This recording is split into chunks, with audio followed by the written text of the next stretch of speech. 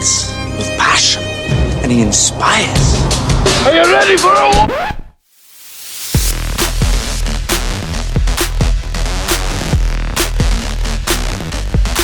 All right, welcome back to From A to Arbitration. I am not Corey Walton. I am Cole Billups, and I'm here with Mallory, who you know from the CCA Corner. Hi, I'm Mallory Sutton. I'm also not Corey Walton. We are taking over From A to Arbitration for the weekend while Corey is out of town with his lovely wife, who we do love here. I love And her. and Corey wanted us to go over the Nolan decision for everyone, so we're going to utilize the document that we made for the From A to Arbitration website that talks about all the new language from the tentative agreement and the Nolan decision. But before we do that, there's a few other details that have come out from the Region 6 and Region 9 WebExes that we can confirm. A few of those things don't have anything to do with any of the language, but all of the memos are live unless they're otherwise stated. We're expecting a national agreement next in about 30 days is what was said, and hopefully we'll have a JCAM by June or July. So with that, I'm going to turn it over to Mallory to talk about effective dates and some other stuff. Yeah. So basically what we're doing right now is just reading off of the document that we created. You can find it on formatearbitration.com. It's on the little header that when you first get on the website, it's right there. It says the 2026 National Agreement. You click on it. There's a big document we made that lists all of the changes, everything that everybody needs to know.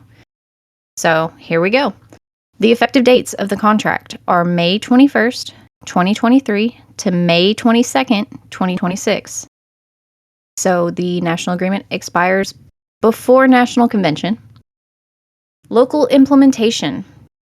The dates for the tentative agreement said that LMOU negotiations were supposed to start on April 3rd. On the Region 6 and the Region 9 WebEx last week, it was confirmed that that is not correct.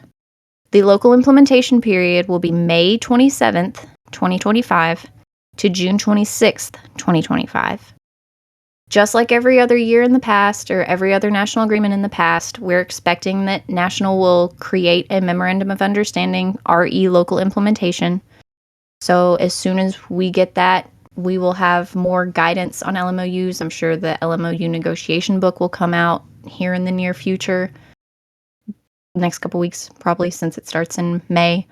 But now is the time to start working on your LMOUs, talking to people in your office, making sure that what you have in your LMOU is what you want. And if you want to add or change things, start working on it now. Get your LMOU committees together. And additionally, you can utilize the LMOU database on the From A to Arbitration website to see other people's LMOUs, see if there's something that, oh, I like that, I want to steal that, or I want to do something similar to that. You can use that database now to get prepared for May 27th. So, Cole, do you want to talk about the next couple articles? Yeah, the next couple articles are a little bit boring stuff, but we do got to get this out of the way.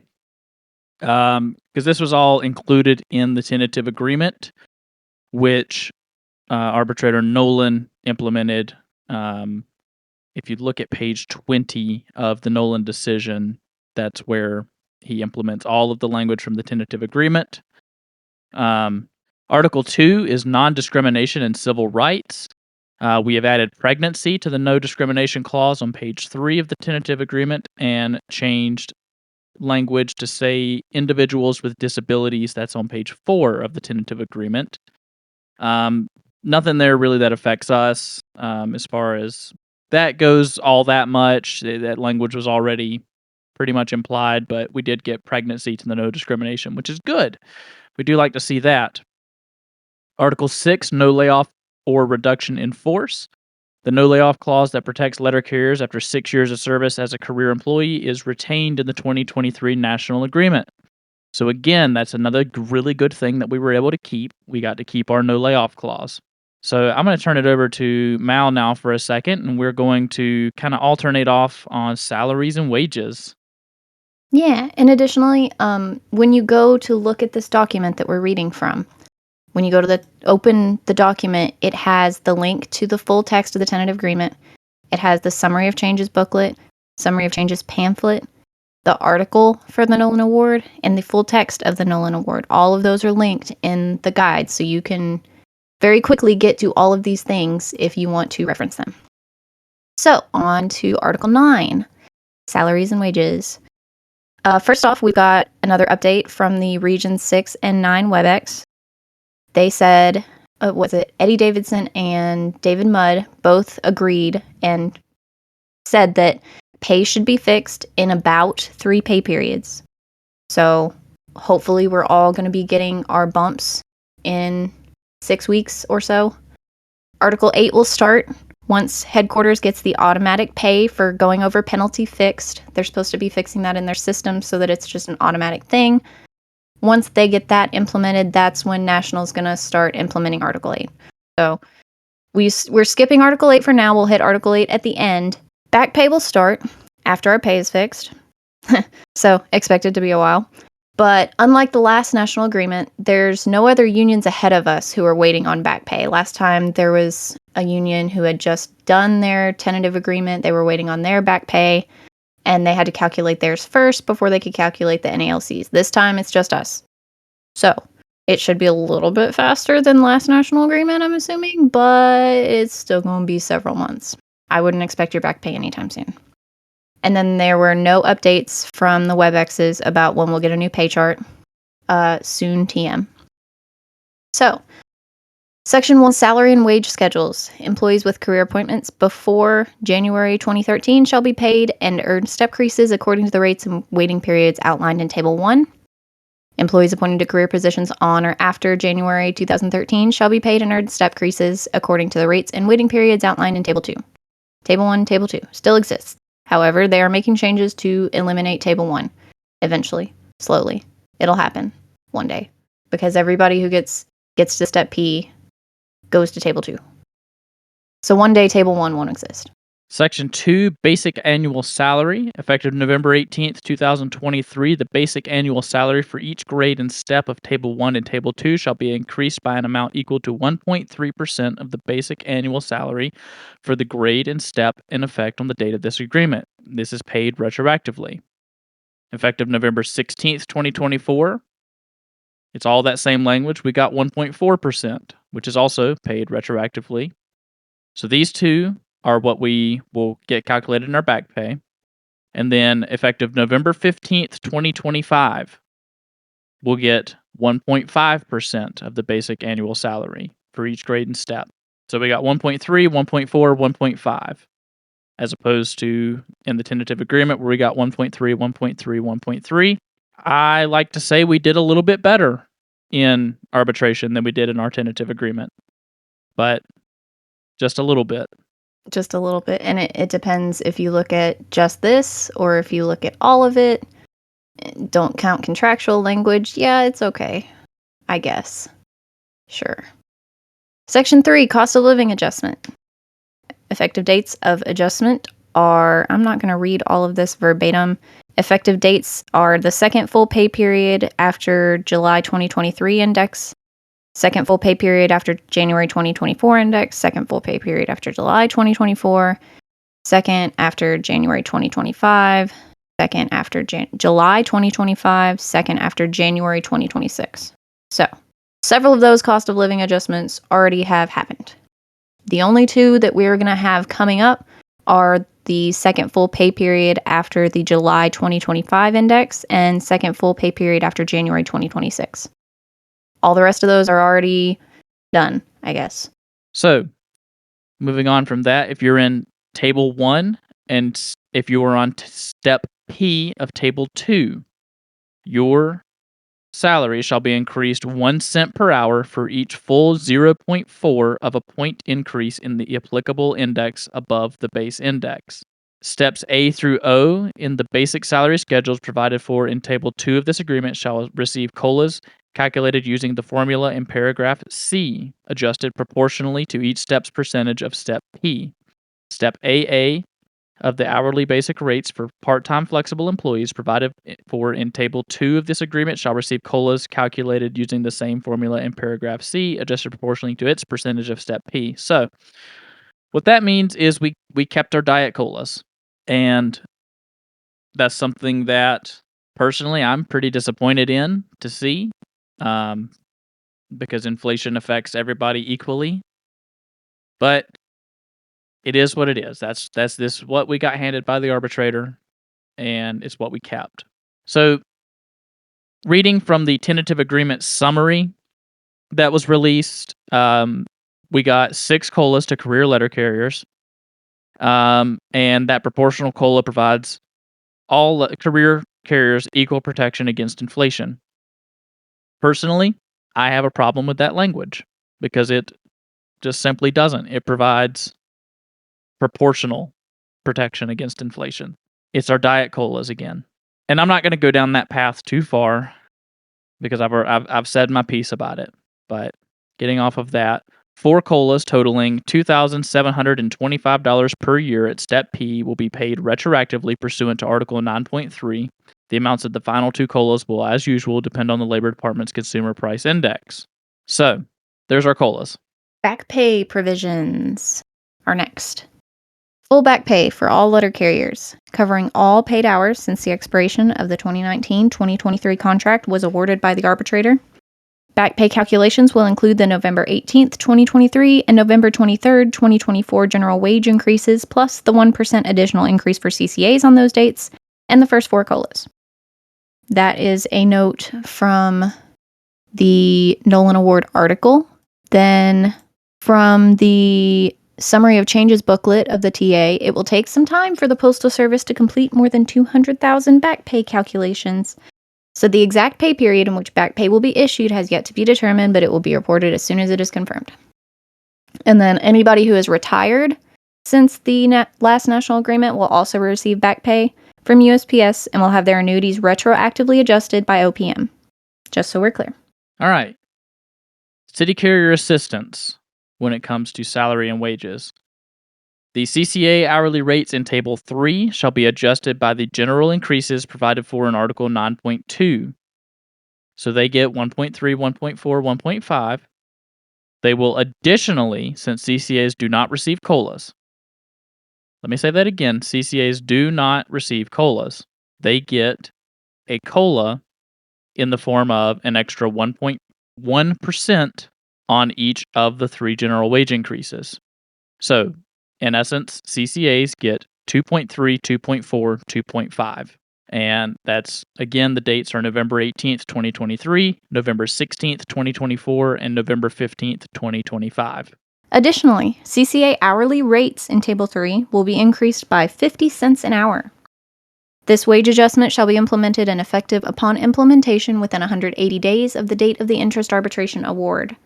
So, effectively, like Cole said, 2.3% for 2023, paid retroactively, 2.4% for 2024, paid retroactively, and then 2.5% for 2025 up to the current date, plus 50 cents an hour when implementation occurs. Or, well, rather, it's 2.4% up until November 15th, 2025. Then, at November 15th, it'll become 2.5. And then the 50 cents increase will happen within 180 days. Section 8, Modification of Carrier Pay Tables. NALC RSCQ Table 1 and NALC RSCQ 7, which is Table 2, will be modified in accordance with the Memorandum of Understanding, RE City Carrier Pay Table Step Modifications. These modifications shall be implemented and effective upon implementation within 180 days of the interest arbitration award.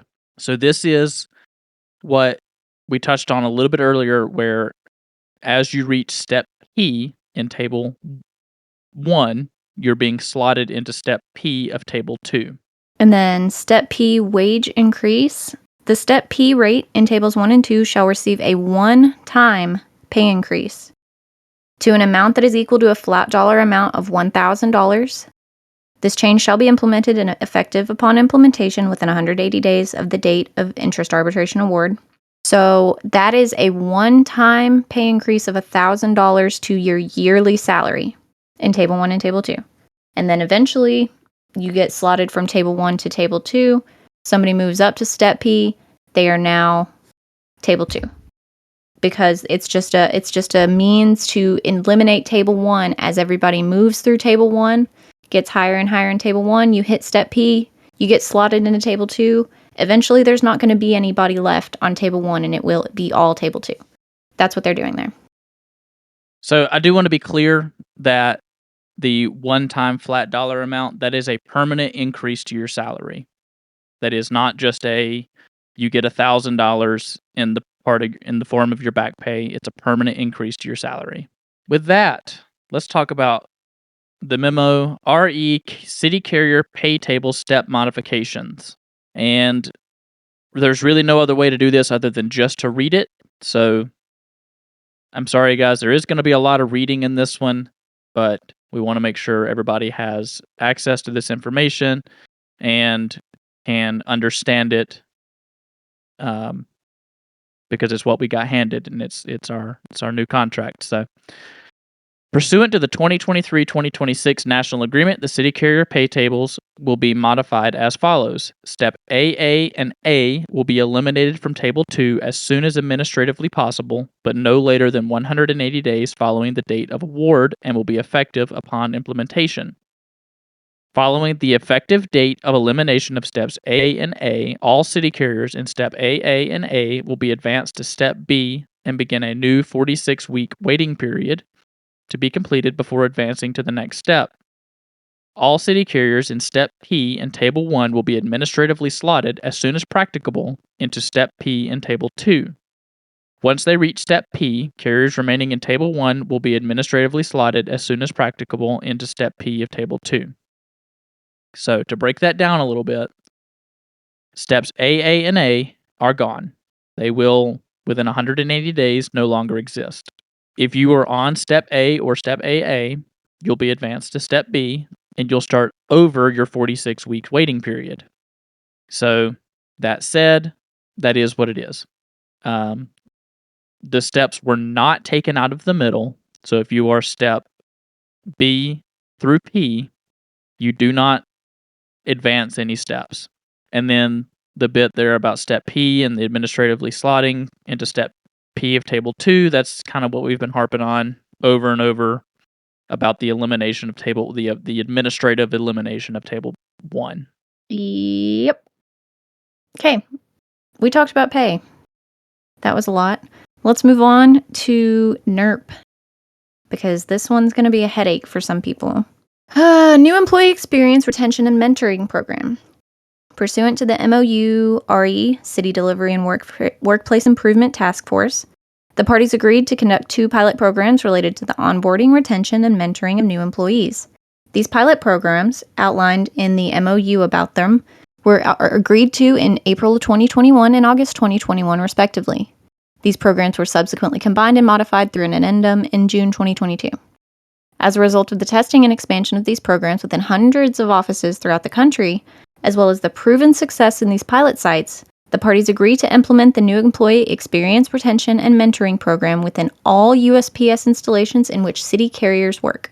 All newly hired city letter carriers will be informed of this program as part of the education they receive at the Carrier Academy. The guidelines of this program are as follows.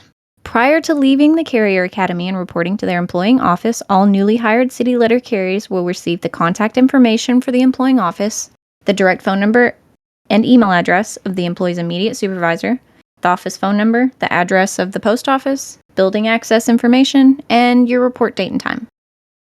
A defined work schedule for the employee's first week in the unit.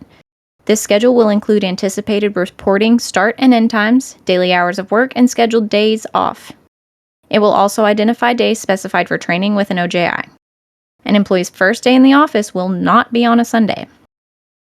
And they will receive, prior to leaving Carrier Academy, they will receive their EIN and instructions for completing time reporting records.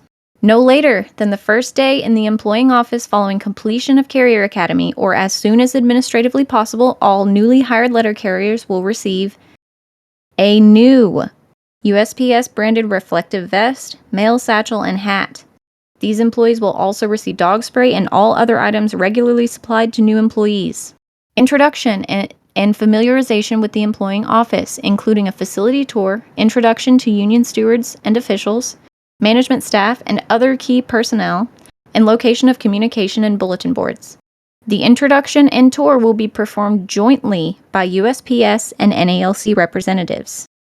So that's to say if you are the union steward of the office, or if you're the branch president of the office, whoever of your branch wants to be part of this joint USPS tour for new employees, they have to let you do it. They have to make sure that it is a joint effort and that the union is following around the whole time as well. Just to be present, just to be there, so that we can be heard as well. Additionally, the following policies will be in effect. All city carrier assistant and part-time flexible letter carriers will be granted a minimum of 1 non-scheduled day each service week, except during the penalty overtime exclusion period. This exception to receiving at least 1 non-scheduled day each service week during the penalty overtime exclusion period does not apply to CCAs or PTFs during weeks 1 through 8 following the completion of the Carrier Academy. Effective beginning week 9, CCAs and PTFs may volunteer to work beyond 6 days per service week. Following completion of the Carrier Academy, work hours and work locations for CCAs and PTFs will be limited as follows. Week 1 begins the week the new employee begins OJI training. Weeks 1 through 8, new CCAs and PTFs are restricted to working only in their employing office. This includes restricting these employees from working at hubs outside the employing office. Weeks 1 through 4, they're limited to a maximum of 8 work hours per day and 40 work hours per week, including OJI training. Weeks 5 through 8, they're limited to a maximum of 10 work hours per day and 56 work hours per week. Effective beginning week 9 through 11, new CCAs and PTFs are limited to a maximum of 11.5 work hours per day, consistent with ELM section 432.32, and 60 work hours per week.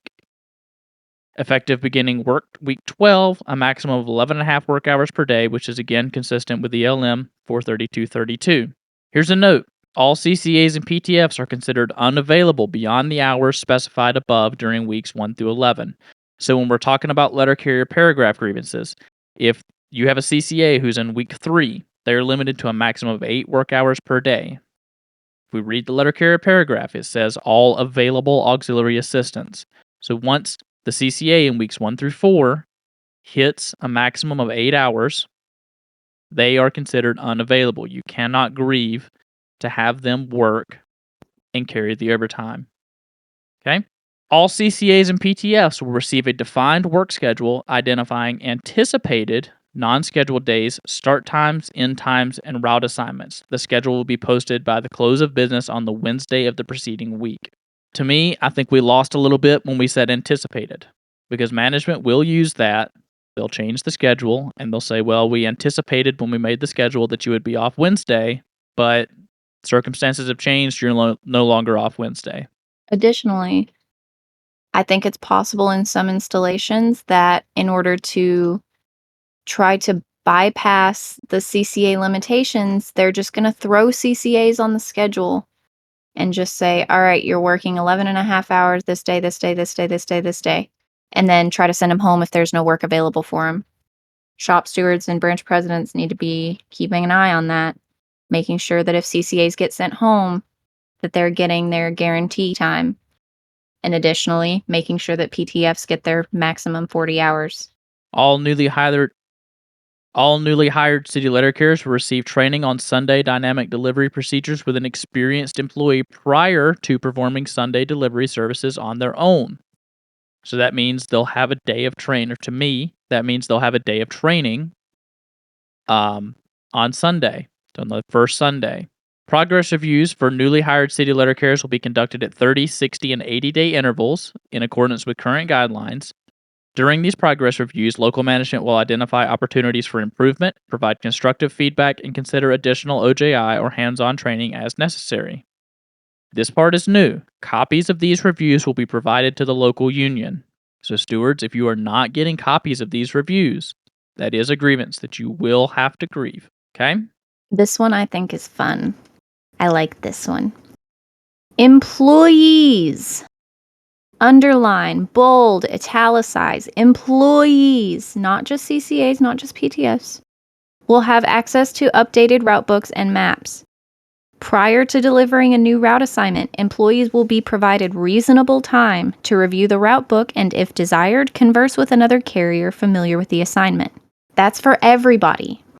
If you get assigned a new route that you've never done, you absolutely have the right to look at the route book, the map, and even talk to somebody who's done it before.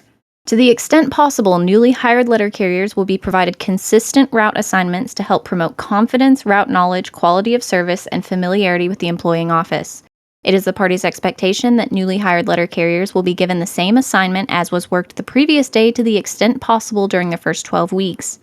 In circumstances in which a letter carrier is assigned to work on a route with which they are not familiar, the reasonable amount of time necessary to become familiar with the route will be considered when evaluating the carrier's performance. New employees are prohibited from performing work outside of the letter carrier craft during the first 90 workdays or 120 calendar days, whichever comes first. Why is that language there? We've opened the door for management to force city carriers to cross crafts. That is still a violation of Article 7. That is still a grievance. Every single time. Do not let management convince you that, well, the CCA is out of their 90 days, so they can cross crafts. No, they cannot. Full stop, full pause, full everything. No, they cannot. We have opened the door here. So stewards, be ready to close that door as soon as management tries to walk right through it. Close it in their face. During the first 90 workdays or 120 calendar days of a new city carrier's employment, a meeting should occur prior to any voluntary or involuntary separation. When practicable, the new employee, a union representative, their mentor, and the appropriate management representative should discuss the reasons for the potential separation and whether there are possible alternatives or resolutions to address the underlying issues. Note the employee has the right to decline union or mentor representation during these conversations. So now we have a foot in the door. Whenever management wants to separate somebody in their 90 days for no reason whatsoever other than they don't like them, or whatever their bullshit reason may be, we now have the means to be part of that conversation. We can try to find alternatives and resolutions. We can work with them. We have a voice outside of the grievance arbitration procedure in a sort of labor management meeting when it comes to CCAs in their 90 days. Joint retention teams may be established by mutual agreement of the USPS district manager and NALC national business agent or designees. JRTs are comprised of one NALC member, compensated on a no-loss, no-gain basis, and one USPS member. The respective NALC national business agent or designee will select the NALC team member, and the district manager or designee will select the USPS team member. JRTs will educate, assist, and monitor compliance with this program at installations with city letter carriers. So let's talk about the new mentoring program next. This is all included in this one memo. This is a very, very long memo. That's why we're splitting it up a little bit. So the mentoring program. Research concerning mentoring programs has shown that mentoring relationships increases retention rates and helps employees to adapt to new workplaces. Employees who have workplace mentors have been found to be more likely to experience greater job satisfaction, and mentoring relationships can help eliminate obstacles, difficulties, and stumbling blocks new employees may encounter. Additionally, effective mentoring programs provide opportunities for new employees to freely ask questions, gain information necessary to effectively perform their jobs, and help build effective and diverse organizations. With this in mind, a mentoring program will be established for all newly hired city letter carriers. City letter carriers interested in serving as mentors may submit their names to the postmaster or branch president or their designees for consideration. Mentors will be jointly selected by the applicable NALC national business agent and USPS district manager or their designees based on the following criteria: sufficient understanding of USPS policies, rules, and regulations, ability to convey a positive image and attitude, demonstration of good communication skills, safe working practices, and regular attendance. Commitment to a 4-month mentoring relationship, during which time the mentor will make themselves available for telephonic and/or in-person discussions during regularly scheduled work hours. Willingness to meet both independently with the mentee participation with management concerning work performance of the mentee. Ability and willingness to successfully complete mentor training program jointly developed by the national parties. This will take some time. This training will take some time to develop, and the mentoring program will take a little bit of time to be implemented. Continuing on. Once a reasonable amount of time has been provided for employees to volunteer as mentors, the local parties, installation head or designee, and the branch president or designee will begin to facilitate mentor-mentee relationships. Pairings will be jointly selected by the local parties. I told y'all this is a lot of reading.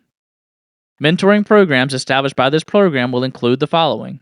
When practicable, the mentor will participate in the mentee's tour of the delivery unit, introducing the new employee to colleagues and providing them with an overview of the workroom floor. The mentor and mentee should meet regularly as needed to discuss the mentee's experiences and address any work-related concerns or issues the mentee may be experiencing. Such requests should not be unreasonably denied. The mentor should provide encouragement and advice to the new employee regarding their performance and ability to adapt to the requirements of being a city letter carrier. During the first 120 calendar days of a mentee's employment as a city letter carrier, whenever possible, topics and results of any discussion related to the performance of a mentee, positive or negative, including the 30, 60, and 80-day evaluations as described by Handbook EL 312, Employment Placement, Section 584, Employee Evaluation, should be shared with the mentor. Note, the new employee may choose to not have this information shared with the mentor. Mentor and mentee participation in this program will be voluntary. While the parties have a joint expectation that mentoring relationships will last for a period of 4 calendar months, the mentorship may be terminated by either the mentor or mentee at any time. In these circumstances, when practicable, efforts will be made to jointly assign a new mentor to the newly hired employee. This program will be implemented as agreed upon by the national parties. Prior to implementation, all city letter carriers will be provided with information about the program. This agreement is without prejudice to the position of either party in this way or any other matter. That was a lot of reading, and I expect we will have a lot more information about the mentoring program coming as it gets closer and as it begins to be implemented.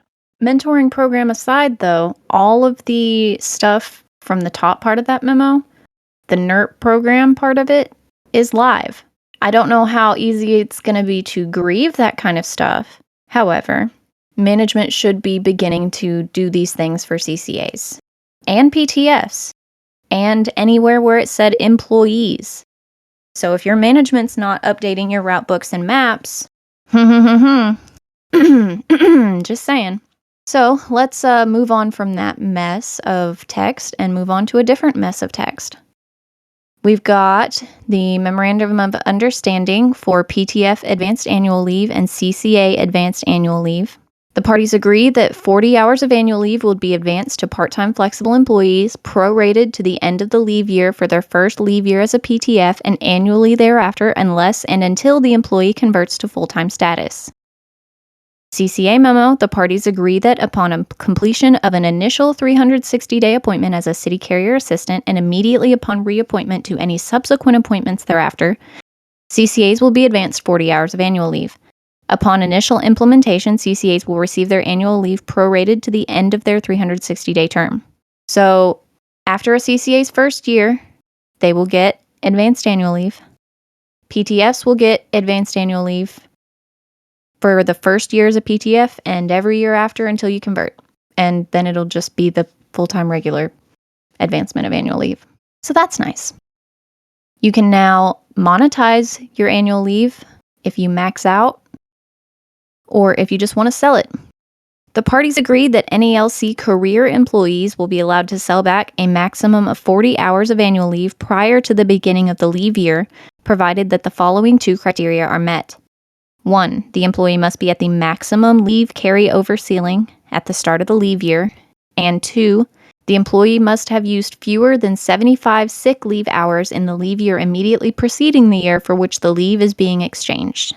That's the exact same language that the APWU has, so management should not have any issue with that because they're already used to this language and this kind of a thing with the APWU. But anyway, we know how management can be sometimes. All right, I think we got 3 more memos, and then we're on to Article 8. So strap in because we are just about through the memos. Time limitations concerning bone marrow, stem cell, blood platelet, and organ donations. As to the time limitations applicable to bone marrow, stem cell, blood platelet, and organ donations, the parties agree the amount of administrative leave that can be granted per leave year to cover qualification and donation is determined by the number of days recommended by the treating physician or hospital not to exceed the following.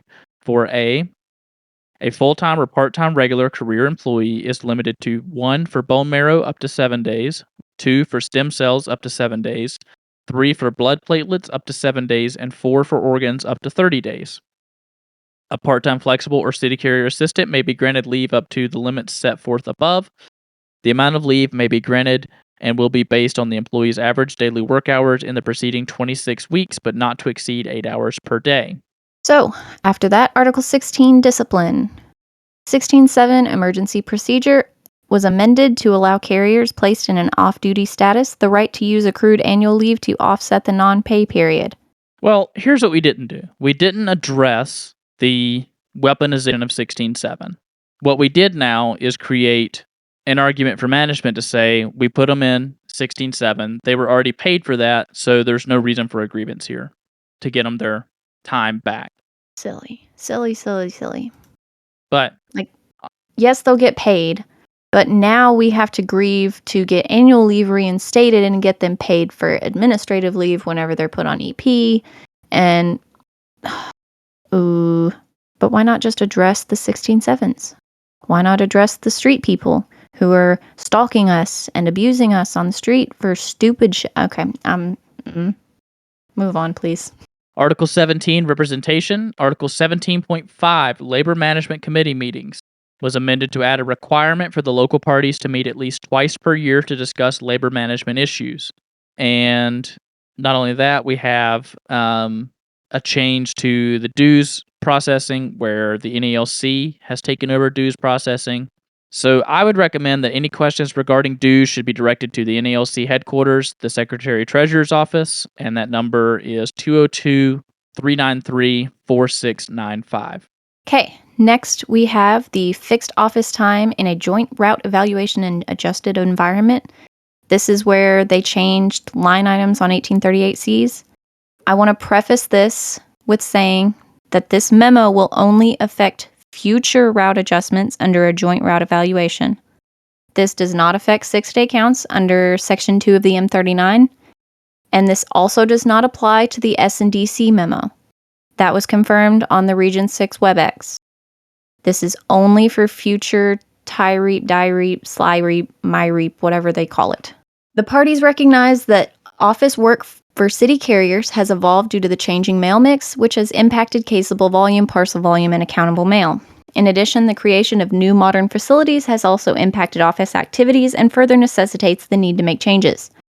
The components of determining standard office time and the evaluated office time needs to be representative of our current work environment. The parties agreed that identifying the necessary time utilized to perform office activities effectively other than casing mail and pulling down mail, which is specific to each route as recurring and non-recurring, is appropriate for developing a representative fixed office time. To modernize the process of evaluating office time on letter carrier routes in a route evaluation and adjustment environment, the parties agreed to jointly modify the minimum time values for line items included in fixed office time to maintain components of the standard office time that are representative of the current environment. Minimum time values for the office activities line items below will not be less than the indicated value. Lines 8 through 13, 0 minutes, see below. Line 14, accountables, 2 minutes. Line 15, withdrawing mail, 0 minutes, see below. Line 19, vehicle inspection, 3 minutes. Line 20, personal needs, 5 minutes. Line 21, office work not covered, 10 minutes. The note is time will not be recorded on lines 8 through 13 and line 15, withdrawing mail. Time for office activities formally recorded under lines 8 through 13 and line 15 will be recorded under line 21. The parties will jointly study and explore development of methodology to further evaluate office activities as part of future joint route evaluation and adjustment processes. All right, that was our last memo before we hit Article 8. We have a couple of articles to hit, but that was our last memo, so we're done doing a bunch of reading. All right, so Article 23, the rights of union officials to enter postal installations. And this is the language out of the Summary of Changes pamphlet from the tentative agreement. The MOU, RE Article 23, right of union officials to enter postal installations. The MOU clarifies that the right applies to elected or appointed national, area, and local officers and representatives regardless of whether they are active USPS employees or retired.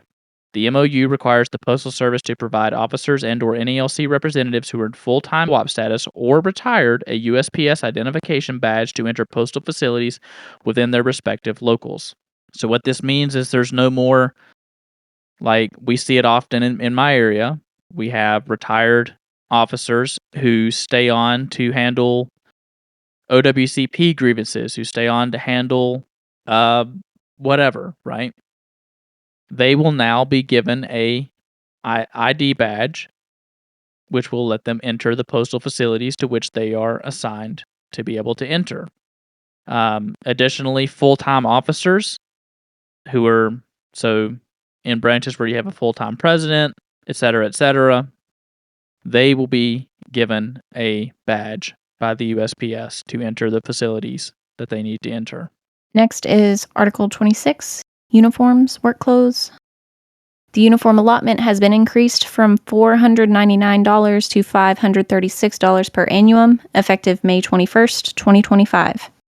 You will not receive this new amount until your next allotment date. So if you just got your uniform allotment, sorry. A newly eligible employee will receive an additional $125 after May 21st. So that is a $37 difference. Congratulations, brothers and sisters. Effective May 21st, 2026, the allotment will increase from $536 to $549 per annum. You will not receive this new amount until your next allotment date. A newly eligible employee will receive an additional $128 after May 21st. That is a difference of $13. Congratulations, brothers and sisters. We've made it. Unused portions of an eligible employee's annual allowance for uniform and work clothing will be carried over and available for use beginning 12 months after the end of each anniversary year. An eligible employee's uniform or work clothing allowance balance may not exceed the sum of 2 years of the employee's annual allowance entitlement. This uniform and work clothing program adjustment will be implemented no later than 12 months from the date of the interest arbitration award. Then there was a RE Uniform Program Memorandum that states that they are going to have a joint task force created to address the broken uniform system. You can find that in the Nolan Award. We didn't go too in-depth in it because, yeah, I don't foresee them making many changes to the uniform program. It's broken. Something needs to be fixed. All right, time for Article 8. But wait, there's more, because there's a couple things that we didn't cover. We didn't cover the requirement for them to make every effort to get air-conditioned vehicles. We didn't cover changes to Article 15 in the DRT Step B procedures. We didn't cover the new electronic grievance system, and we didn't cover the multi-installation carrier technician assignments. Those things, well, mostly, so the air-conditioned vehicles, they're kind of already doing that, and they have to make every effort, which means they can say, well, we made every effort. Okay, nothing we can do about it. Step B procedures doesn't apply to 99% of you listening. And the last two are task forces. They are not something that's going to come anytime soon. The carrier technician assignment thing, I know a lot of people are worried about that. It's not going to be anywhere near you more than likely. They will pick a city or 2 or 3 to try it out, see how it works, and then go from there. 99% of people will not be affected by that right now.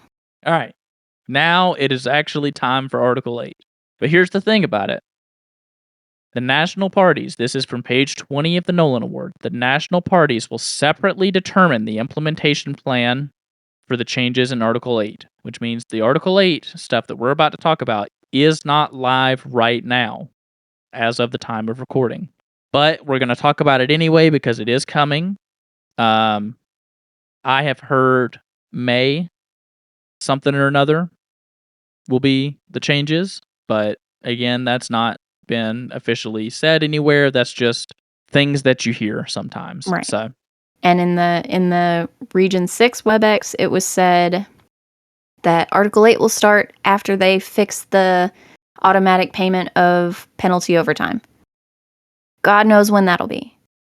So we soon TM, 2 weeks TM. Take it as a Renfro 2 weeks because nobody knows. all right. So Section 2, work schedules. There's some language that has been changed here. This is, in my opinion, one of the big wins that we actually got from this agreement. Full-time employees. This was confirmed on the Region 9 WebEx that it is for everybody. So read the tentative agreement. It says employees not on the overtime desired list or on the work assignment list. Like I said, it was confirmed by Region 9 that it is everybody shall not be required to work beyond 11 and a half hours in a workday or 60 hours in a service week. And here's the big language that we actually got. Shall not be subject to disciplinary action for terminating their tour of duty when these limits on hours of work are reached. Ladies and gentlemen, we finally got the right to refuse to work past 12 and 60. And we cannot be disciplined for it. Now, will we see discipline for this? Absolutely. We will see failure to follow instructions all over the place.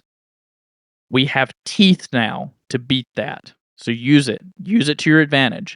Section 3. All PTFs will be guaranteed a minimum of 1 non-scheduled day each service week except during penalty overtime exclusion period. Management will notify PTFs of their assigned non-scheduled day by the Wednesday preceding the service week. All CCAs will be guaranteed a minimum of 1 non-scheduled day each service week, except during penalty overtime exclusion period. Management will notify CCAs of their assigned non-scheduled day by the Wednesday preceding the service week. I also, in 70% of installations, see this as a big W from the tentative agreement and from the Nolan Award. Non-scheduled days guaranteed for CCAs and PTFs is huge. Do I see problems with that along the line? Possible. But you're not going to have CCAs and PTFs working 14, 20, 30, 60 days without a day off. Section 4, overtime work. For any hours worked beyond 12 hours in a service day or 60 hours in a service week, the employee is to be paid at the rate of 2 1/2 times the base hourly straight time rate. Now, this should be automatically handled in tax. We shouldn't have to grieve for this anymore, but we don't know that for sure. So just keep an eye out for that. One thing previously too, I did want to mention, I forgot to there at the end. I did ask about this on Region 9's WebEx as to if, because we see that Article 8 is going to be implemented separately, and we see this non-scheduled language in Article 8, but we also see it in the memos. I asked specifically if the NERP memo guaranteeing the days off was live now, or if it would come with Article 8. And it was confirmed that that is live now. So keep an eye out for that as well. Next is Section 5, overtime assignments. Employees desiring to work overtime shall place their names on either one or both of the overtime desired list, defined below, or the work assignment list during the 2 weeks prior to the start of the calendar quarter, and their names shall remain on the list until such time as they remove their names from the list. Employees may switch from one list to the other during the 2 weeks prior to the start of the calendar quarter, and the change will be effective beginning that new calendar quarter. Full-time letter carriers, including those on limited or light duty, may sign up for either one or both of the following regular overtime desired lists. Employees desiring to work up to 12 hours per day on their regularly scheduled days. Employees signing only this list are not on overtime desired list on their non-scheduled days. However, employees signing both regular overtime desired lists are eligible to work up to 12 hours per day on their regularly scheduled days and their non-scheduled days. Or, employees desiring to work 8 hours per day on their non-scheduled days. Employees signing only this list are not on the overtime desired list on their regularly scheduled days or beyond 8 hours on their non-scheduled days. However, employees signing both regular overtime desired lists are eligible to work up to 12 hours per day on their regularly scheduled days and their non-scheduled days. Do you want to talk about that more? Because I don't really deal with this in my office. Yeah. So what we have now is we effectively have 4 lists, let's say. We effectively have the work assignment list, which continues as it always has. We have the ODL as we know it now, which is when an employee signs both lists. We have the new, we'll call it number 1. We have the new list, which is they can work 12 hours per day, up to 12 hours per day, in accordance with the regular overtime desired list scheduling rules, but not on their non-scheduled days. This is different, of course, from how the ODL works now. And list number 2, where they can work up to 8 hours per day on their non-scheduled days. After 8 hours, the way it reads to me is that they would be considered not available for overtime. So effectively, like I said, we have 4 lists now. And that leads perfectly into the next section, which is section 5C2, which is during the quarter, every effort will be made to distribute equitably the opportunities for overtime amongst those employees on the same overtime desired list. So, to me, when we're grieving for equitability, we're going to grieve for 3 separate lists. The both lists, list number 1 and list number 2. I expect to see some training out of regions on equitability, the new equitability. I expect we'll see some training on that and get some further clarification on that. And next we have section 5G, 85G, which we should all be pretty familiar with by now. Excluding December, employees shall be limited to no more than 12 hours of work in a day and no more than 60 hours of work in a service week. This is new, unless they volunteer work beyond those limits pursuant to paragraph 3 below. Paragraph 3 reads, may volunteer to exceed 12 hours of work in a day or 60 hours in a service week, subject to the payment of section 4G, that's the 2.5 times. Those who do not volunteer shall not be subject to disciplinary action for terminating their tour of duty when these limits on hours of work in paragraph 2 above are reached.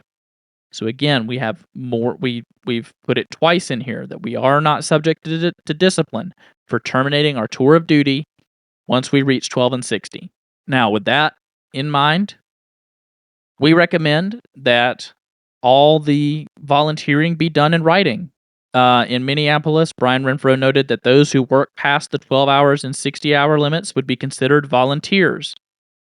So please advise your carriers of their right to refuse and that they will have to exercise it in order to effectively grieve working past these limits. If management threatens carriers who are exercising their right to refuse, it should be investigated as a potential violation of Section 115.4 of the M39. That's it. That is the Nolan Awards summarized in about an hour. I want to give a huge thank you to Greg Donaldson, who helped us put this thing together. Without him, I don't think we would have had nearly the level of knowledge and expertise that we do.